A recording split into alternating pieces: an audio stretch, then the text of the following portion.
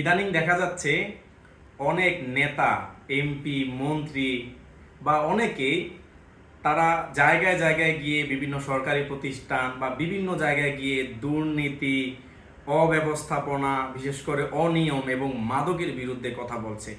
That is like very interesting এবং খুবই চমৎকার। কিন্তু আমি আজকে আপনাদেরকে একটা কথা বলবো যেটা অনেক ভালো শোনাবে না যারা যারা এই কাজ করেন তাদের কাছে। এখানে যারা করেন এটা হচ্ছে সবাই আসলে ওই উদ্দেশ্যটা রেখে করেন না, বাট অনেকেই ওই উদ্দেশ্য বাস্তবায়নেরই ধাপ হিসেবে এই কাজগুলা করেন। সেই উদ্দেশ্যটা কি? আসলে যারা যারাই গিয়ে গিয়ে এইভাবে তারা বিভিন্ন জায়গায় গিয়ে ধমকি আসছেন, যারা অন্যায় করে, অবিচার করে, দুর্নীতি করে, ঠিক আছে, মাদকের বিরুদ্ধে যুদ্ধ ঘোষণা করছেন, ঠিক আছে, এটা বা তাদের যে পিআর টিম আছে সেটা তারা অনলাইনে প্রচার প্রচার করে এবং অনেকেই বাহবা দেয়। কিন্তু আমি আসলে বাহবা দিতে পারি না।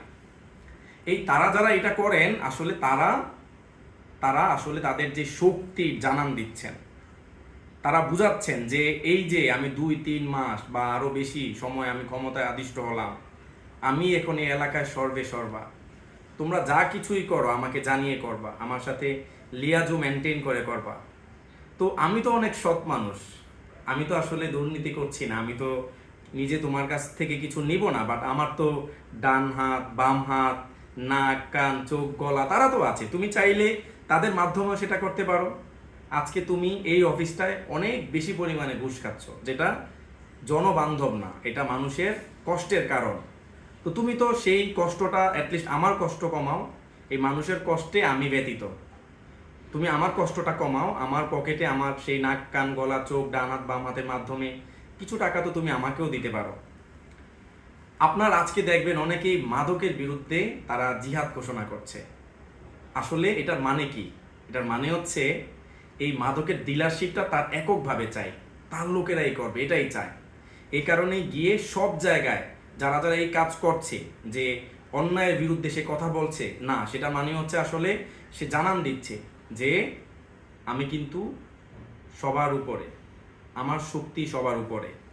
তো এখানে আপনার আমি কিছুদিন আগে উত্তরাতে আমি দেখেছি যে অনেকে বারের লাইক মাদকের বিরুদ্ধে আন্দোলন করে বারের সামনে তারা বসে আছেন, অবস্থান করছেন যে এটা চলতে দেওয়া যাবে না, বাংলাদেশ মুসলিম প্রধান দেশ, এই দেশে হচ্ছে মাদক চলবে না। ফাইন, খুবই ভালো। কিন্তু না, এই যারা যারা এখানে আন্দোলন করেছে তাদেরকে যদি একটা সুষ্ঠু অথবা লাইক বুদ্ধিসম্পন্ন মানুষ যদি দেখে, বুঝতে পারবে যে তারাই হচ্ছে সবচেয়ে বড় মাদক সেবী। আমি বলছি না যে মাদক মানে খুব খারাপ বা মাদক সেবন করাটা ঠিক না, এটা ব্যক্তিগত ব্যাপারে আমি রেখেই বলছি।